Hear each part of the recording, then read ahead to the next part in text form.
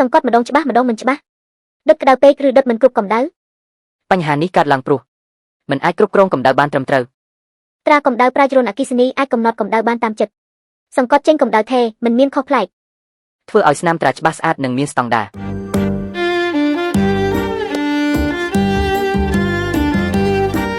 សំស្របគ្រប់ប្រភេទផ្ទៃក្តៅតិចក្តៅមធ្យមឬក្តៅខ្លាំង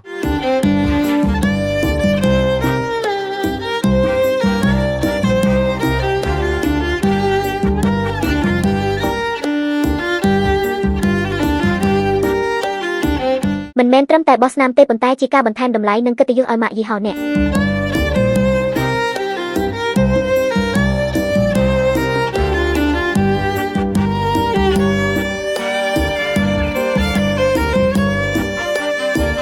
ចង់ឲ្យម៉ាកអ្នកមើលទៅថ្លៃថ្នូរ